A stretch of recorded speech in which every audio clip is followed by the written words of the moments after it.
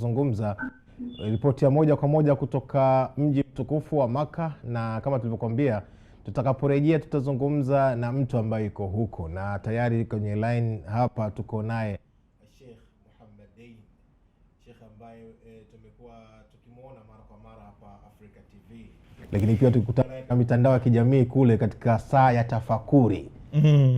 Saa ya tafakuri imekuwa ni sehemu nzuri sana. Moja kati ya kitu kikubwa ambacho wengi tunakipenda.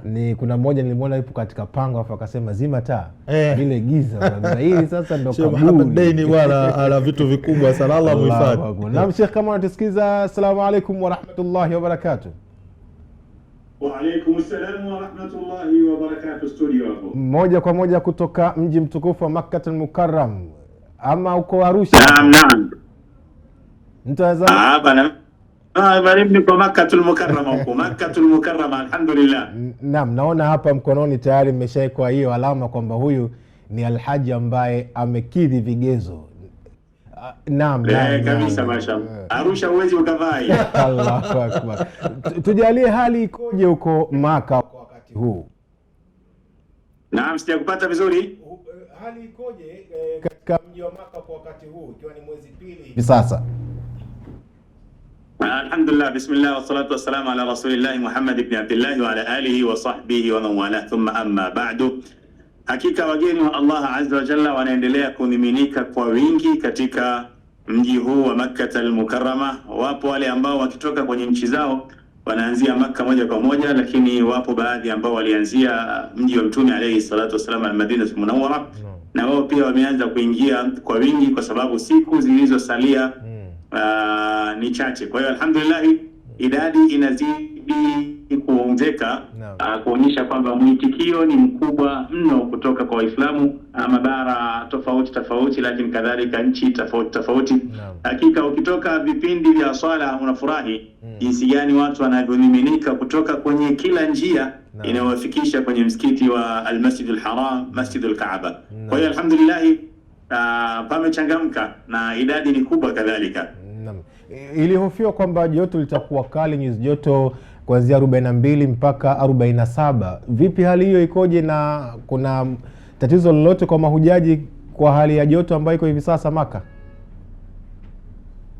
Hali ni kama ilivyotabiriwa. Kweli joto la Maka ni kali kidogo kuliko joto la Madina. Kwa bahati sisi yetu tulianzia Madina na jana usiku ndo tumeingia Maka. Madina kuna joto, lakini joto la Maka ni kali sana. Na Wizara ya Afya inaendelea kutoa tahadhari na maelekezo kama vile kuto kusimama chini ya jua kali, kuto kuzurura wakati ambao huna haja ya kufanya hivyo, lakini pia kukithirisha kutumia miamvuli unapotoka sehemu moja kwenda sehemu nyingine, na kunywa maji ya kutosha. Kwa hiyo alhamdulillah watu wanaendelea kuchukua tahadhari hizi nilizotaja pamoja na nyingine zinazoendelea kutolewa na pande husika kama vile Wizara ya Afya, na mpaka sasa hatujapata taarifa za wazi kwamba kuna madhara aliyotokea kwa hii hali ya joto iliyopo. Kwa hiyo tunataraji watu kadri wanavyoendelea kuchukua tahadhari wataendelea kuwa salama, na tunaamini wako chini ya ulinzi wa Allah azza wa jalla wakiwa hawa ni wageni wa Allah. Sawa Shekhe, kumekuwa na kama mshtuko huku kwetu Tanzania, mshtuko mzuri kwa maana kumekuwa na ongezeko la mahujaji wanaotokea nchini kwetu hapa Tanzania kwa mwaka huu. Pengine huko wale ambao wanatuona, hali ikoje na kukutana na Tanzania wengi sehemu moja katika kufanya ibada? Pengine limepokelewaje, ama nyinyi pia mkikutana na Tanzania wengi huko, hali ikoje baada ya kuona kwamba umma mwingi kwa mwaka huu ukioanisha na miaka ambayo imepita? Hali ikoje Sheikh Muhammad Dein? Hakika katika mambo ya kufurahisha, vyanzo vinavyoaminika vinaeleza kwamba Watanzania safari hii wanacheza kwenye 4,000 na kitu. Jambo ambalo halijawahi kutokea. Yani mwaka jana na mwaka juzi Watanzania tulijikakamua tukafika kama 3,500 hivi. 3,500 na kitu. Tukakamua kweli mwaka jana. Lakini mwaka huu inaonekana mashaallah namba imeongezeka, tumefika mpaka 4,000 kwa mujibu wa taarifa zinazotoka kwenye vyanzo vinavyoaminika. Kwa hiyo kwanza kufikia namba hii ni sehemu ya mafanikio. Bado tuna changamoto kwa upande fulani. Pamoja na hayo mafanikio, kwa sababu sisi tunaruhusiwa kuja zaidi ya mahujaji 20,000. Sawa. Yani Watanzania tumepewa, wenyewe wanaita kota, tumepewa kota kubwa mpaka sasa hatujaifikia hata robo. Yani wakati tunasherehekea kufikia 4,000 lakini ukigeuza upande wa pili wa karata tunajisomea kwamba jamani, tunatakiwa tuje zaidi ya 20,000. Tuko 4 tu mpaka sasa, kwa sababu kuna nchi ambazo labda wamepewa kota yao ni 100,000, lakini hao 100,000 wameshatimia, labda kuna 100,000 wengine wanasubiri.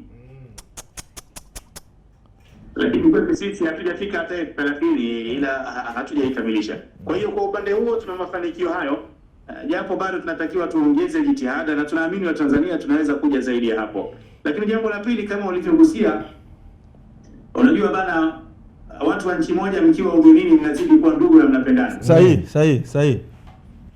Hata yule ambaye mlikuwa Kariakoo hapo mnapishana, mkikutana huko angalau mnakuwa na muda wa kuzungumza.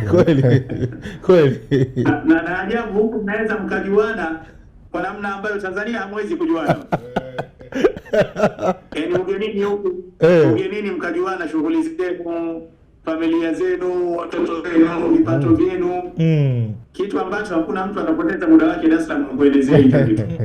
Lakini huko alhamdulillah mnapata muda wa kutosha. Zaidi ya hapo, ule ukaribu unaongezeka, na ile mtu kujihisi kwamba niko free, niko kwenye amani kwa sababu niko na mwenzangu pia, ile hali mashallah inaongezeka. Achilia mbali kwamba sote ni wageni wa Allah, tuko kwenye nchi ambayo ni nchi yenye amani, tumekuja kwa ajili ya kutekeleza ibada, lakini mwenzako tu. Sawa. Labda shekhe, ukiingia hoteli mengi unakuta labda hapa kuna Watanzania 500, pale labda kuna Watanzania 600 na makubwa. Labda shekhe, ukiingia hoteli kwa ajili ya chakula unamsikia yule anaongea Kiswahili hii. Kwa hiyo unajisi bwana kama ile niko uko bafani. Unakuwa na amani alhamdulillah. Na hali ilikuwaje wakati mmefika? Kwa na changamoto yote, labda kuzuiwa airport, labda kuna Mtanzania yote alipata changamoto yote, ameshindwa kuingia. Hali ilikuwaje kwa upande wenu, kwa sisi mahujaji wa Tanzania? Kwa utaratibu jinsi ulivyo, ni ngumu sana kukutana na changamoto hiyo baada ya kuwa tayari una ticket na una visa. Kwa sababu ili uweze kuingia Saudi Arabia na kuwa na tiketi ya ndege lazima uwe na visa. Naam. Na ili uwe na visa lazima uwe tayari una hoteli Makka na una hoteli Madina, ndio wanakupa visa. Naam. Kwa hiyo mpaka kufikia mtu kuja huku kwa njia hiyo ya ndege, sio kwa kuzamia. Ina maana tayari information zake zote zimeshafika, na mashaallah hawa watu kila mwaka wanaboresha namna gani ya kuhudumia wageni wa Allah na namna gani ya kuwapokea wageni wa Allah. Kwa sababu ukitua tu airport tayari kuna wahusika wanakusubiri ili wakupokee. Na tayari wanajua unatakiwa uende wapi. Na utaratibu wote umewekwa vizuri mashaallah taala. Kwa maana Watanzania tunakuja makundi kwa makundi, labda nizungumzie experience ya kundi nilokuja nalo mimi. Na naamini hata makundi mengine watakuwa na maelezo kama haya. Alhamdulillah sisi hatujapata changamoto hata kidogo. Labda zitokee changamoto ambazo haziepukiki, mfano mko barabarani mkakutana na jamu. Kweli. Yaani huna kumlaumu kwamba mbona mmeleta katika njia hii na ina msongamano. Jamani, msongamano si vitu vya kawaida. Sahihi. Lakini unakuta kila kitu kimeratibiwa, kinafanyika ndani ya muda wake. Mkifika hotelini, sasa cha ajabu mwalimu wangu, safari hii tumefika hotelini kama ilivyo kawaida, tumekuta hata wale watu wa hoteli wenyewe wamejiandaa kwa ajili ya kutupokea na wakatupigia Tala al-Badru safari hii. Allahu akbar. Raha iliyoje. Kwa hiyo hii ni kuonyesha kwa namna gani wamejipanga katika kupokea wageni, pamoja na kuwa namba ya wageni ni kubwa. Kwa sababu yani kuratibu mapokezi ya wageni ambao ni zaidi labda ya milioni 2. Hiki ni kipaji maalum kwenye vitu kama hivi. Kabisa. Kwa alhamdulillah, Allah wajaze kila la kheri viongozi wa Saudi Arabia pamoja na wananchi wake. Hakika wanachokifanya kinaonekana kwenye jitihada. Na ikitokea changamoto kidogo tu, labda mmeingia kwenye treni imechelewa kuondoka. Labda mmekaa sehemu mlitakiwa mletee usafiri ukachelewa. Kuna watu wanakuja kwa ajili ya kuhoji kwamba jamani mmepata changamoto gani, na wale wanahoji alafu wanatuma kwenye wizara husika. Ili ionekane kama ni tatizo la miundombinu watengeneze miundombinu, kama ni tatizo la kampuni fulani hiyo kampuni iwajibishwe, ili mradi tu mahujaji wasipate dhiki ambazo zinaweza kuepukika. Kwa maana hiyo sasa hivi si kama ile zamani kwamba safari ya hija ama ibada ya hija ni kufa kupona. sasa hivi ni kawaida kabisa? Sasa hivi ni kufa peponi, sio kufa kupona. Allahu akbar. Sasa hivi alhamdulillah, yani kila miaka inavyosogea wanaboresha vitu vingi sana. Kweli ukirudi nyuma kidogo, naam, inawezekana kulikuwa na heka nyingi na tabu nyingi kidogo. Naam. Lakini sasa hivi mashaallah, hata ukifika airport ukai kabisa. Yani ukishuka kwenye ndege wewe moja kwa moja unacheki, unagongewa passport mpaka kwenye basi. Lakini pia mwaka huu mabasi yetu sisi labda tumeondokea Zanzibar na Saudia Airline. Basi tulikuwa ni ndege tulipolitia kwenye basi, kwenye ndege afwan. Zanzibar kule. Naam. Wakatia mizigo yetu kwenye ndege, mizigo tumekwenda kuipokea hoteli. Sio airport. Kweli maendeleo. Bimaana tumetua Madina pale, tukatoka airport tukaingia kwenye mabasi hoteli. Jamani, mabegi yako wapi? Ambia msiwe na pressure. Mabegi yatawafuata. Hapo mlipo tunajua mnaenda wapi. Sawa Sheikh, kwa kumalizia. Hii ni zaidi ya vile tunavyowatreat watalii wale wa kawaida labda wanaokuja kwenye nchi zetu au nchi nyingine mbalimbali. Mashaallah. Sheikh, kwa kumalizia sasa, pengine kwa mtu ambaye anatutazama hivi sasa, nyinyi mahujaji mnajiandaa na nini na kipi ambacho kipo hapo? Tumalizie ili tukupe fursa na wewe na sisi wakati wa magharibi huku tuweze kujiandaa kwa ajili ya kwenda kuelekea ibada hiyo. Karibu.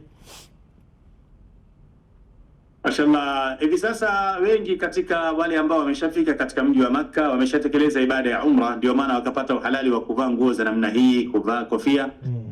Lau kama tungewasiliana masaa 6 kabla nisingekuwa katika muonekano huu. Naam. Kwa hiyo wengi waliofika hapa tayari wameshamaliza umra, wamerudi katika mavazi ya kawaida. Kinachoendelea hivi sasa ni ibada mbalimbali, adhkar, kusoma Qur'an, kupata fursa ya kuswali kwenye msikiti huu wa Al-Kaaba, tukiwa tunasubiri tarehe 8 ya mwezi wa Dhulhijja ili tuanze rasmi ibada ya haji. Kwa hiyo hizi siku zilizopo hapa ni fursa kwa mahujaji kujiongezea katika khairati zao kwa kufanya ibada za aina mbalimbali. Sawa. Basi usitusahau kwenye dua. Mwenyezi Mungu awajalie ibada yenu hiyo yenye kukubaliwa, lakini na sisi ambao tupo nyumbani huku Tanzania, watu wa Arusha pia wanakutazama, msituache kwenye dua tafadhali. Kwenye dua hakuna ubakili, tuko pamoja kwenye hilo, tutaendelea kukumbukana kwenye kheri. Tutaombeana mazuri ambayo mengine hatuwezi kuyatangaza hewani hapa, yataleta mzozo. Sawa. Shukran sana, Allah akulipe kila la kheri mwalimu. Barakallahu fikum, jazakumullahu khairan. Shukran sana. Naam, ni Sheikh Muhammadin akiwa huko Saudi Arabia.